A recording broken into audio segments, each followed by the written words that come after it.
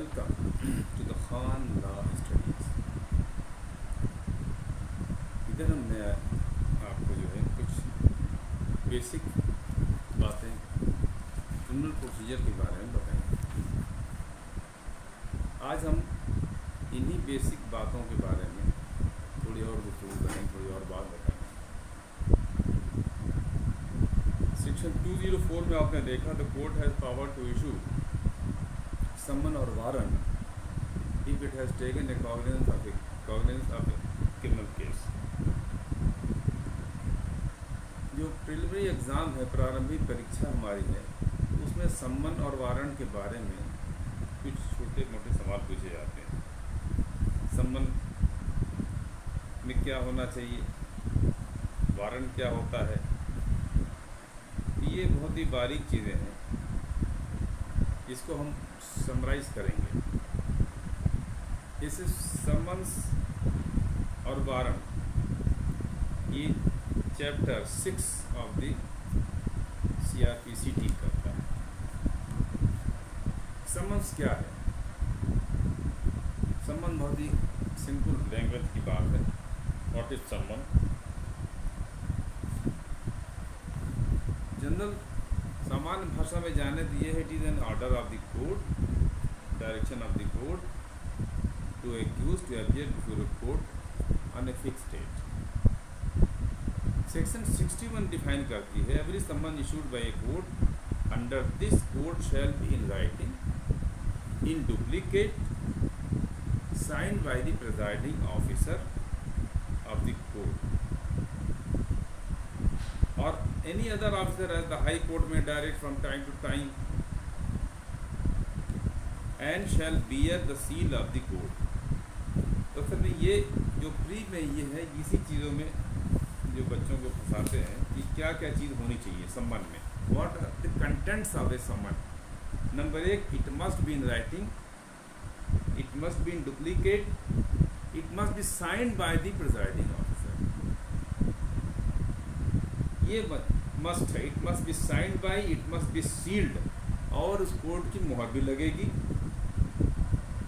It must specify the offence alleged to have been committed, it must state the place, date and time when the accused should appear। The court may direct accused to appear in person or through his advocate। सम्मन को form जो है, form number 1 section 61 के साथ schedule में दिया गया है। तो सम्मन्स के बारे में जान लीजिएगा। It must be in writing, duplicate, जो खास बात है, it must be signed by the presiding officer of the court or any other officer as the high court में बाय रूल डायरेक्ट। लेकिन साइंड एंड सील्ड ये दोनों बातें याद रखना चाहिए। It must be signed and sealed. अगला सवाल ये होता है how it can be served. Summons ordinarily shall be served by a police officer. Criminal case है, पुलिस ऑफिसर के द्वारा सर्व किया जाएगा। और अगर किसी अन्य व्यक्ति को प्राधिकृत किया गया राज्य सरकार के द्वारा या कोर्ट के द्वारा, तो ऑफिसर ऑफ द कोर्ट कोई है वो भी इसे सम्मन को सर्विस कर सकता है। और प्रैक्टिकल क्या है कि सम्मन मस्ट बी सर्व्ड पर्सनली, और डुप्लीकेट में से एक कॉपी एक्यूज को दे करके उसकी साइन रिसीव कर ली जाएगी। अगला सवाल था when the person can not be found. अगर अभियुक्त अपने घर पर नहीं मिलता तो क्या होगा? The summon is served by leaving one of the duplicates for him with some adult member of the family. घर के किसी बालिग सदस्य को सम्मन दे दिया जाएगा और उसे उसकी एक्नॉलेजमेंट प्राप्त करा ली जाएगी। लेकिन सेक्शन 64 में ये अब यही CPC में भी है और CRPC में भी कहा गया है कि if servant is not a public family member in the meaning of this section, किसी नौकर के ऊपर तामीला नहीं होगा। फिर अगला 65 कहता है कि सेक्शन 62, 64, 63 जो जितने से धाराएँ दी गई हैं, अगर इनमें दिए की प्रक्रिया के अनुसार सम्मन के तामीला नहीं होता है तो सम्मन का तामीला कैसे करेंगे आप? Then the serving officer shall affix the copy, one of the copy of the summons, to the any conspicuous part of the house in which the accused ordinarily resides. उसके घर पर एक प्रमुख स्थान पर उसे चस्पा कर देगा और अब कोर्ट इंक्वायरी करेगी और डिक्लेयर कर सकती है कि सम्मन का तामीला हो गया है अथवा नहीं। ये अल्टरनेट तरीका है सम्मन को तामील करने का। फिर कहते हैं अगर गवर्नमेंट सर्वेंट है तो उस पर सम्मन का तामीला कैसा होगा? तो हेड ऑफ द ऑफिस को सम्मन भेजा जाएगा, who shall serve summon on the employ and the return the receipt of the summon to the court. अब आता है आउटसाइड लोकल लिमिट्स। न्यायालय के जो क्षेत्राधिकार है उसके बाहर अगर कोई सम्मन तामीला किया जाना है, it shall ordinary send such summon in duplicate to a magistrate within whose local jurisdiction the person resides और is to be there serve. तो जहाँ पर जिसके स्थानीय क्षेत्राधिकार के अंतर्गत जिस मजिस्ट्रेट के लोकल जुरिसडिक्शन के अधीन वो व्यक्ति उसके इलाके में रहता है, उसको ये सम्मन भेजा जाएगा जो उसे तामील करेगा, जो तामील कराएगा। फिर 69 कहता है, ये गवाहों के बारे में है कि गवाहों को जो है सम्मन जो है बाई पोस्ट भी भेजा जा सकता है।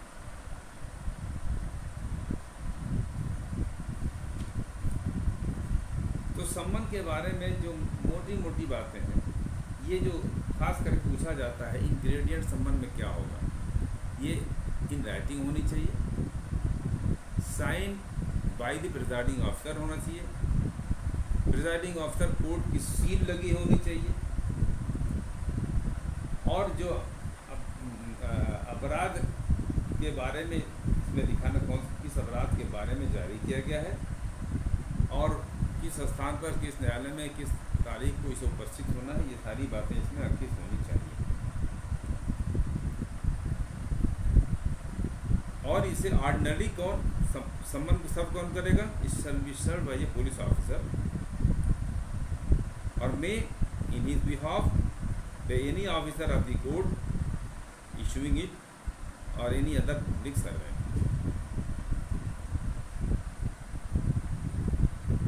ये है सम्मान। सर्विस के बारे में आपने जान लिया, पर्सनल सर्विस है। फिर अल्टरनेटिव सर्विस है तो उसके घर पर चस्पा किया जाएगा। फिर गवर्नमेंट सर्वेंट को कैसे आप सर्विस कराएंगे?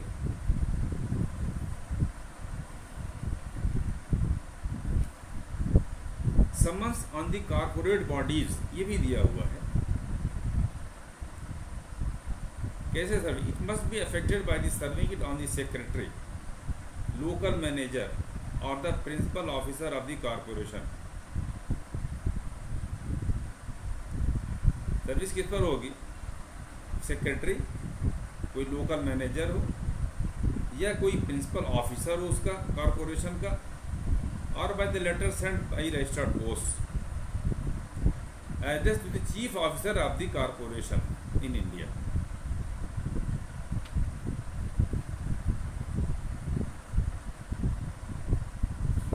तो जो भी लोकल मैनेजर हो, हेड ऑफिस का मैनेजर हो, जिसे कहते हैं प्रिंसिपल ऑफिसर या चीफ ऑफिसर, इनमें से किसी को भी संबंध किसी के पर तामील कराया जा सकता है अगर कॉरपोरेशन किसी मामले में अभियुक्त बनाया जाता है।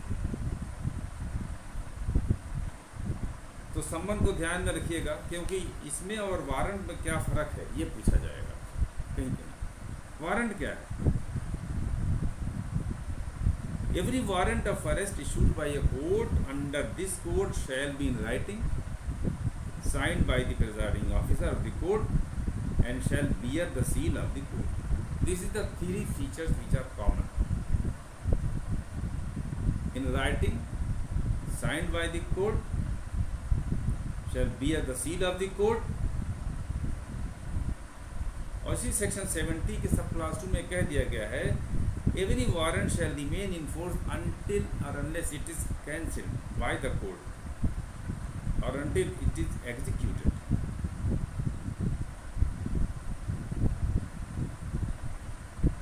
अब तो एक फर्क जो आता है कि संबंध तो आपने देख लिया, any police officer, any other officer as the state government direct संबंध सब कर सकता है। वारंट के बारे में क्या है, जो खास बात है सेक्शन 72 जो कहता है, this is the main difference between the summon and the warrant. A warrant of arrest shall ordinarily be directed to one और मोर पुलिस ऑफिसर्स। वारंट के ऊपर पुलिस ऑफिसर का नाम लिखा रहता है, who will execute the warrant.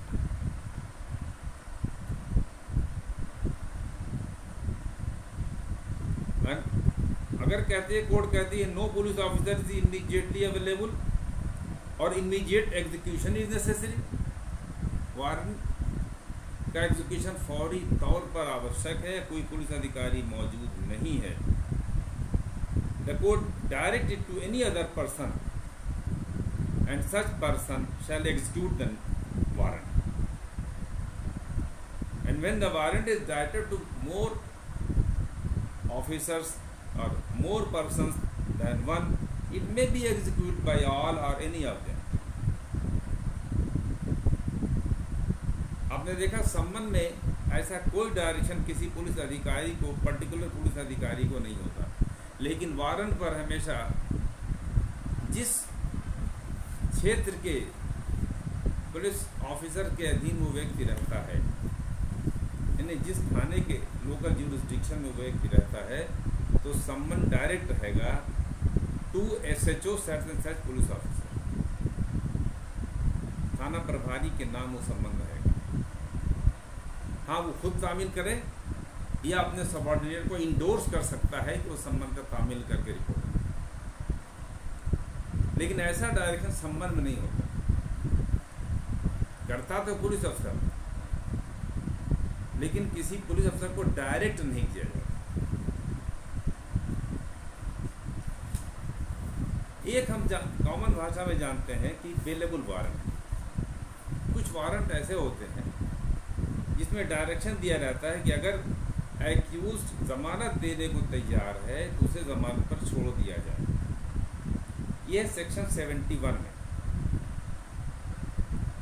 The court in its discretion direct by endorsement on the warrant that if such person executes a bond with sufficient sureties for his attendance before the court at a specific time,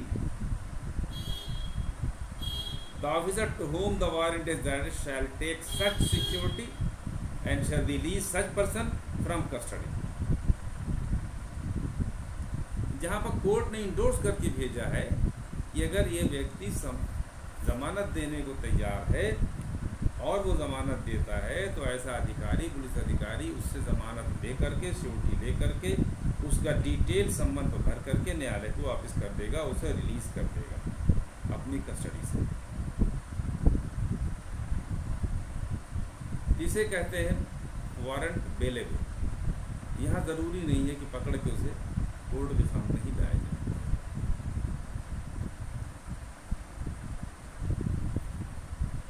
जैसे अभी आपने देखा warrant ordinary direct to a police officer और more then police officer, इसी तरह warrant में भी direct to any person. Warrant में भी executed by any person within the local jurisdiction for the arrest of any escaped convict, proclaimed offender or any person who is accused of a non-bailable offence and is evading arrest. A warrant to any person, court जो है magistrate first class, chief judicial magistrate, किसी भी व्यक्ति को warrant तामील करने के लिए भेज सकती है।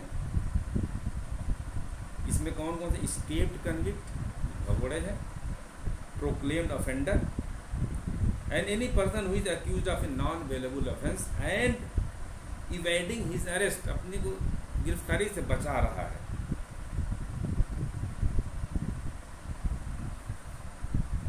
तो ऐसा कोई भी व्यक्ति वारंट को एग्जीक्यूट करेगा, तामील करेगा,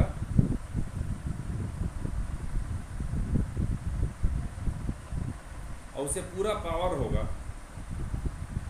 inter on any land other property under his charge, जहाँ भी रहता है वहाँ पर दाखिल होकर के ऐसे व्यक्ति को गिरफ्तार करने का पूरा इसे अधिकार रहेगा।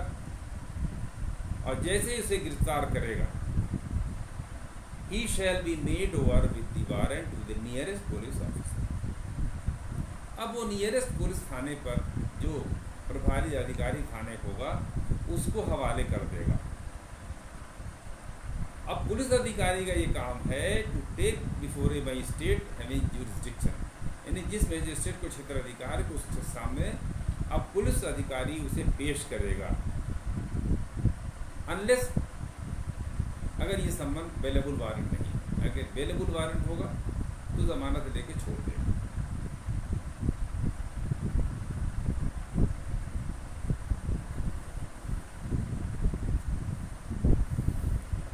जैसा कि आप जानते हैं कि सेक्शन 56 है, सेक्शन 57 है कि जब कोई अक्यूज गिरफ्तार होता है without unnecessary delay it should be bring before the court. और वो टाइम क्या है? Within 24 hours from the time of the arrest. इसमें से क्या कहते हैं? Excluding the time necessary for the journey from the place of arrest to the magistrate's court. जहाँ गिरफ्तार किया गया है वहाँ से मजिस्ट्रेट तक लाने, उसको ले जाने में जो समय है वो निकाल देने के पश्चात 24 आवर्स के अंदर ऐसे एक्यूज को मजिस्ट्रेट के सामने पेश करना पड़ेगा। दिस इज ये कॉन्स्टिट्यूशनल राइट है और अरेस्ट के प्रोविजन में भी सेक्शन 56, सेक्शन 57 में इसे प्रोवाइड किया गया है। और जैसे आप जानते हैं कॉन्स्टिट्यूशन ही पावर दिया गया है कि any degree can be executed any part of in India. इसी तरह यहाँ भी कहा गया सेक्शन 70 में, ए वारंट ऑफ अरेस्ट में be executed at any place in India.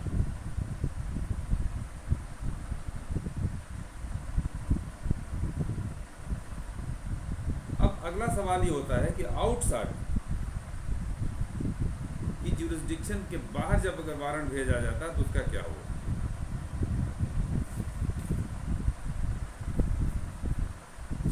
तो यहाँ पर प्रोविजन ये है, the court shall forward the warrant by post और अदरवाइज टू एग्जीक्यूटिव मजिस्ट्रेट और डिस्ट्रिक्ट सुपरिटेंडेंट ऑफ पुलिस और commissioner of police within whose local jurisdiction it is to be executed. Magistrate की jurisdiction के बाहर है तो जो संबंधित एसपी, जहाँ पर एसपी है या यहाँ कमिश्नर पुलिस है, उसको न्यायालय संबंध को भेज देगी, वो उसे एग्जीक्यूट करेगा। और जो मैनर है उसी ढंग से उसको एग्जीक्यूट करके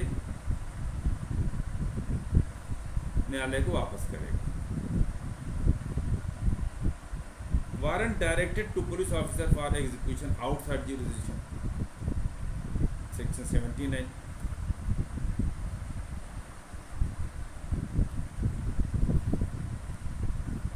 एक तो ये होता है जैसे दूसरे थाने को ये वारंट भेजा गया उसके बारे में ये beyond the local jurisdiction of the court issuing it. जो न्यायालय वारंट जारी कर रही है उसके स्थानीय क्षेत्राधिकार के बाहर इसका निष्पादन किया जाना है, तो वो पुलिस अफसर का क्या करेगा? ऑर्डिनरी सामान्य प्रक्रिया उसकी क्या है? ये अब उस जहां पर ये संबंध लेके जाएगा पुलिस ऑफिसर, वहां के स्थानीय एग्जीक्यूटिव मजिस्ट्रेट या पुलिस ऑफिसर को से इसका इंडोर्समेंट कराएगा, लोकल थाने से इंडोर्समेंट कराएगा कि वो इस एरिया में गिरफ्तारी करने जा रहा है। 78 जानिए, 78 तो डायरेक्ट पुलिस सुपरिटेंडेंट को लेटर लिख के सम्मन भेजा जाएगा, वो तामील कराएगा। 79 कहता है पुलिस ऑफिसर को सम्मन दिया गया है जो बियॉन्ड जुरिडिक्शन जा करके खुद उसका तामीला करे। तो ऐसी स्थिति में वो लोकल पुलिस से के पास जा करके उससे पृष्ठांकन कराएगा सम्मन का, या वहाँ से संबंधित एग्जीक्यूटिव मजिस्ट्रेट से उसका पृष्ठांकन कराएगा, उसके बाद वो गिरफ्तारी करेगा। लेकिन इसी में एक प्रोविजन कर दिया गया है, whenever there is reason to believe that the delay occasioned by the obtaining the endorsement, ये जो पृष्ठांकन प्राप्त करना है स्थानीय थाने के अधिकारी से या एग्जीक्यूटिव मजिस्ट्रेट से, इससे डिले हो सकता है। Then the police officer to whom it is directed may execute the same without such endorsement. अगर डिले होने की संभावना है तो बिना पृष्ठांकन कराए स्थानीय थाने या स्थानीय मजिस्ट्रेट के पृष्ठांकन कराए बिना वो सम्मन का वारंट का एग्जीक्यूशन कर सकता है।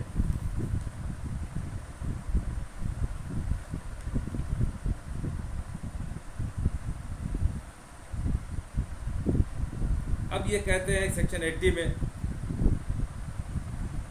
Arrest of the person against whom warrant issued. अब इसका प्रक्रिया क्या होगी? अब आपने गिरफ्तार कर लिया outside the district in which it was issued, तो क्या होगा? तो सेक्शन 80 क्या कहती है? द पर्सन अरेस्टेड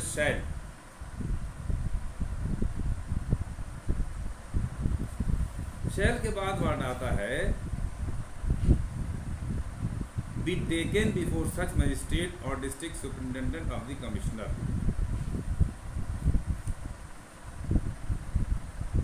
यानी जिस डिस्ट्रिक्ट में गिरफ्तार किया गया है तो सामान्य नियम क्या है? शैल बी टेकन बिफोर मजिस्ट्रेट और डिस्ट्रिक्ट सुपरिटेंडेंट ऑफ कमिश्नर। लेकिन इसमें कुछ प्रोविजो लगाए गए हैं, वो सुन लीजिए। The person arrested unless the court which issued the warrant is within 30 kilometers of the place of arrest, यानी गिरफ्तारी के स्थान से 30 किलोमीटर के अंदर वो इशूइंग कोर्ट स्थित है, या the court is nearer than the executive magistrate of the district police, या उस जिले की पुलिस के हेडक्वार्टर से या एग्जीक्यूटिव मजिस्ट्रेट की कोर्ट से ज़्यादा नज़दीक इशूइंग कोर्ट है,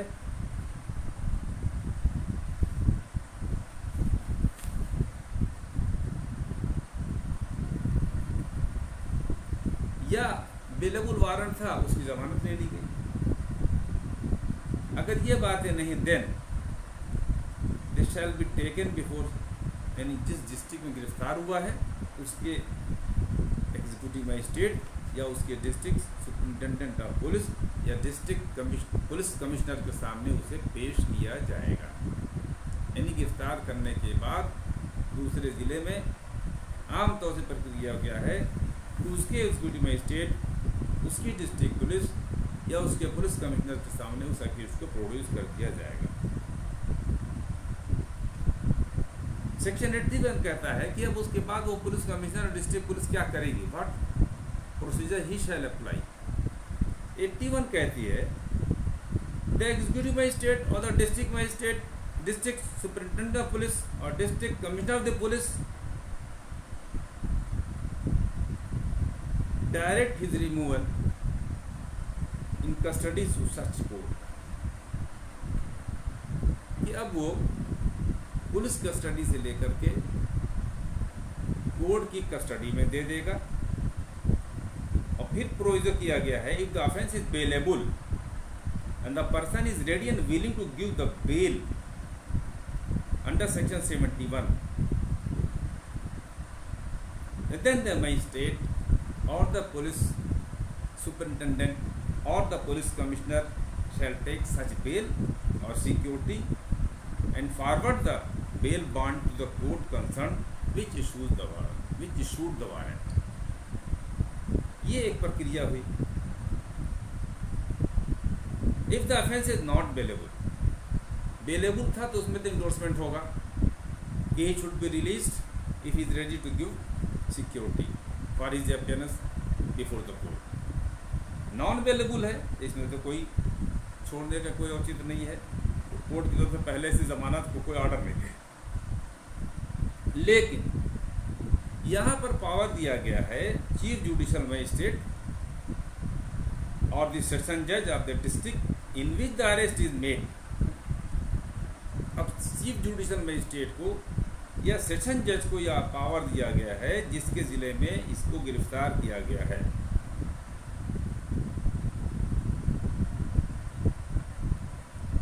तो वो सेक्शन 437 की प्रक्रिया को अपनाते हुए he may release such person on bell,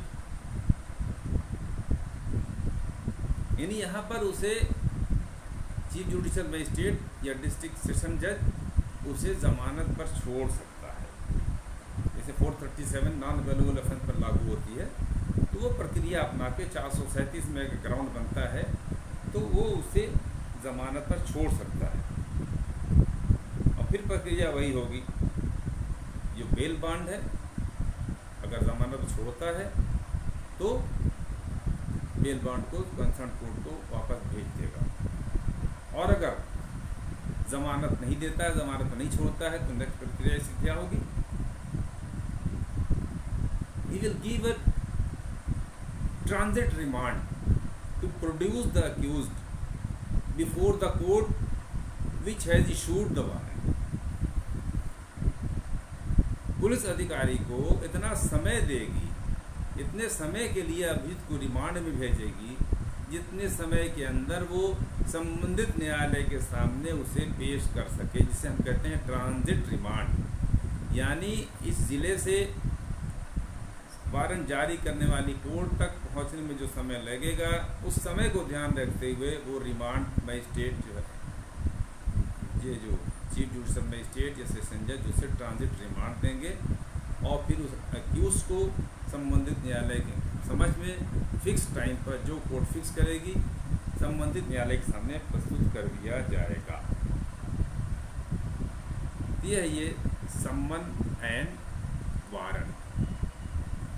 इसमें जो बारीकियां हैं, एक तो इसके फॉर्मेट क्या है, इसको याद रख लीजिएगा। इसके अलावा इसके तामील की क्या क्या प्रक्रिया है, प्रोसीजर है, इन दोनों को डिफ्रेंशिएट कर लीजिएगा। या तो ये शॉर्ट नोट में पूछा जाता है या प्री में पूछ लिया जाता है सम्मन के बारे में, क्या क्या सम्मन में नेसेसरी इंग्रेडिएंट, वारंट के क्या क्या नेसेसरी इंग्रेडिएंट हैं। तो ये इंग्रेडिएंट तो ध्यान से पढ़ लीजिएगा, क्योंकि थोड़ी सी मिस रीडिंग से आपका एक सवाल गलत भी हो सकता है। इसके आगे हम फिर फर्दर प्रोसीजर इसमें हम आपके सामने पेश करेंगे। उम्मीद है कि सिविल अरे क्रिमिनल प्रोसीजर की जो चीज़ें अभी तक आपको बताई गई हैं आपको समझ में आ रही होंगी। ये बहुत बेसिक चीज़ें हैं और they are very important for the preliminary examination of any judicial